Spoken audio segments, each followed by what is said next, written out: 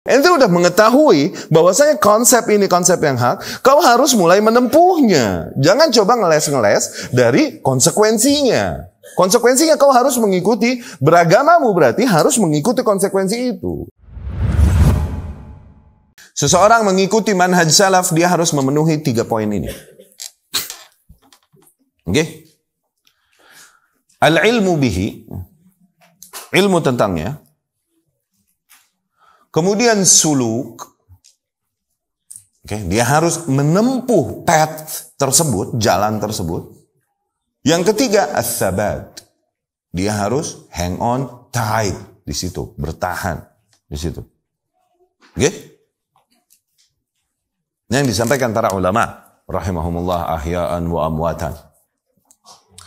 Al-ilmu bihi. Mereka harus mengenal dulu bagaimana metode salafus saleh di dalam beragama. Dan ini bentuk hidayah, awas.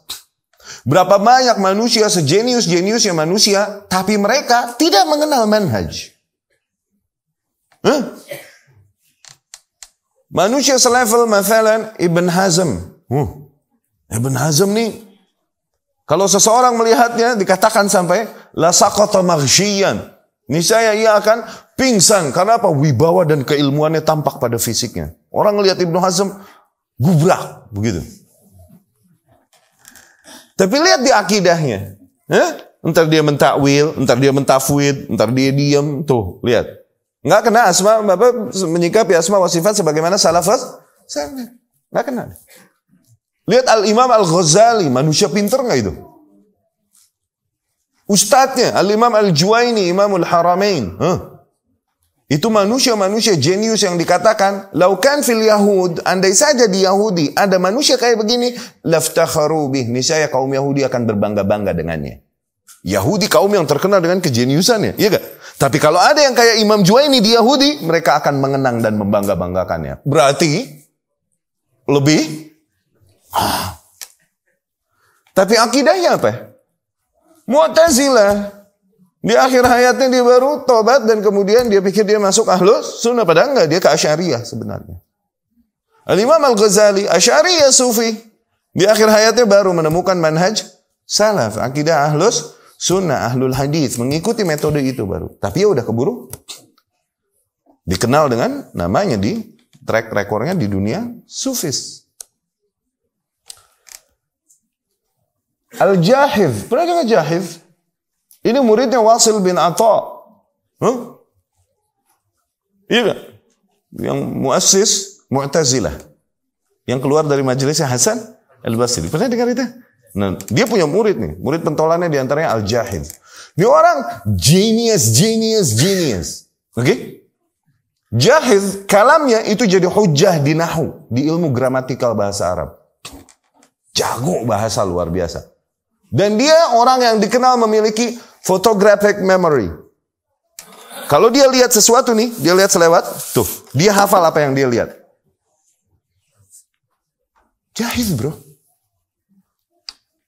Dia mampir ke warung buku, punya fulusnya sedikit nih. Coba lihat buku yang itu, toko buku, dibagi. 1, 2, terus lihat. Tutup, udah hafal semua nih. Bukan yang ini yang Anda cari. Coba lihat yang itu, dibagi lagi. Bukan yang ini, coba lihat yang itu, begitu malah.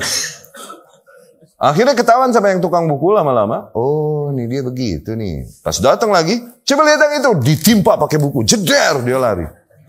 Jahiz. Terus dia punya fulus sedikit.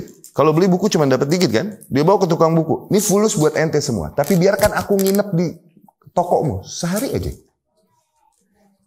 Pagi-pagi udah hafal semua isinya. Oke? Matinya ketimpa buku. Buku roboh. Syubhat. Tapi akidahnya apa? Mu'tazilah. Dan dia membanggakan kemu'tazilahannya. Ini apalnya? Tuh, syubhatnya parah gak sejenius itu? Ada di zaman kita yang kayak gini. Bangsa Anda bilang, bro dia sesat. Udah diem deh lo tat. Bangsa begitu gak lo sama gue? Kalau ada yang sejenius itu di zaman ini. Tuh, syubhat zaman dulu, no. Kenceng gak? Ini baru ngeliat orang yang Duh, gue sebut nih.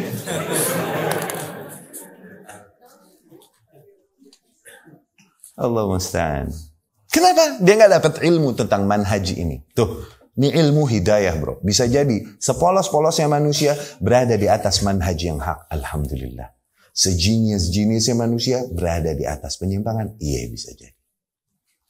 Nah, kita berada di atas ini sehingga para salaf berkata, ni'matan, ada dua nikmat. Oke? Dan ini sama-sama besar dan aku tak tahu yang mana yang lebih besar dari yang lain. Yang pertama, aku lahir dalam keadaan Islam. Ini modal menang banyak. Berapa banyak manusia yang lahir dalam keadaan kafir, akhirnya mati kafir dan abadi di neraka kan? Iya kan? Aku ditakdirkan oleh Allah lahir muslim. Nggak usah pakai syahadat. Tuh. Berapa banyak manusia yang lahir kafir, kemudian nyari agama nggak dapat, mati masih di atas kesyirikan. Tuh. Kita yang nggak usah pakai nyari agama, lahir udah Islam. Tuh. Nikmat besar nggak nih? Satu. Yang kedua, aku mengenal manhaj ini.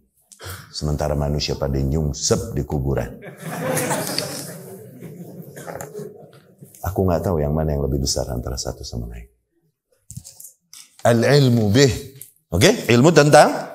Ya. Yang kedua, as-suluk. Ente udah mengetahui bahwasanya konsep ini konsep yang hak. Kau harus mulai menempuhnya. Jangan coba ngeles-ngeles dari konsekuensinya. Konsekuensinya kau harus mengikuti. Beragamamu berarti harus mengikuti konsekuensi itu. Sebagaimana yang dikatakan manhaj tersebut. Manhaj ini menegaskan kita harus menyikapi tegas kepada apa? Bid'ah dan para ahli bid'ah. Bukan awam pelaku bid'ah. Awas. Bukan awam pelaku bid'ah. Bukan. Tapi bid'ah dan para ahli bid'ah. Jangan kau udah tahu, kemudian ngeles-ngeles, bikin-bikin akidah baru, dan kemudian foto-foto cantik, foto-foto mesra-mesra dengan ahli bid'ah. Ya, itu sih lo nggak dapet. Belum suluk, belum menempuh this path. Oke? Okay? Suluk. Menempuh jalan ini. Itu yang harus kedua dipenuhi oleh seseorang. Kenapa? Berat. Menempuh jalan ini siap-siap dimusuhi ente.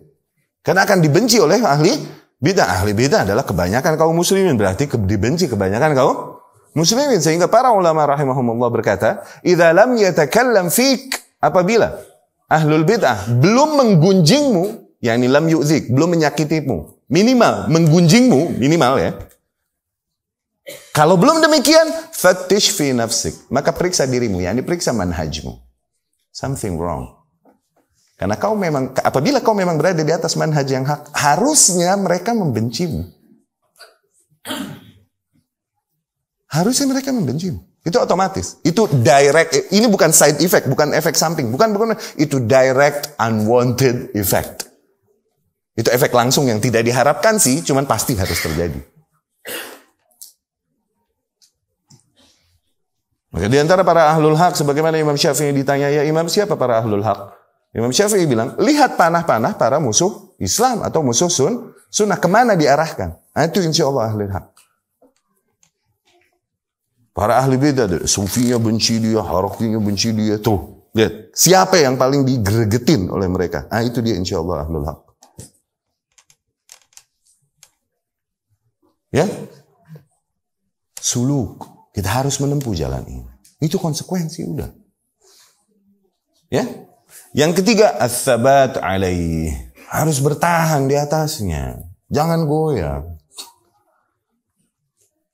Karena manusia berpaling darimu. Kau berada di atas hal ini, demi mencari ridha manusia, supaya manusia menerimamu kembali. Akhirnya apa?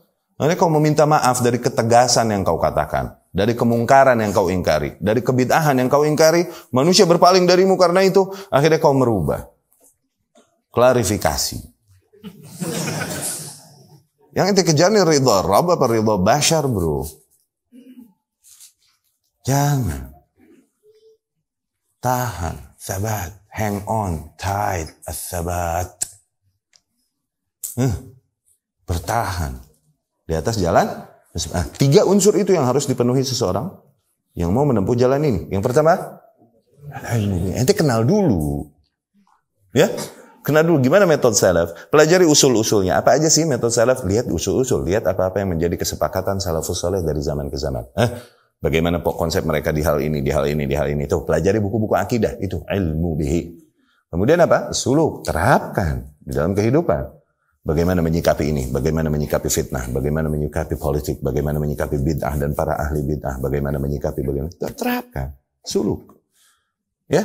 Kemudian di jalan itu kau pasti akan mendapatkan ujian. Kau akan dibenci, kau akan dicaci, akan dibenci. Ya, welcome to the club. Welcome to the jungle, brother. Oke? As-sabat alaihi. Bertahan di atasnya. Hang on tight. Ya.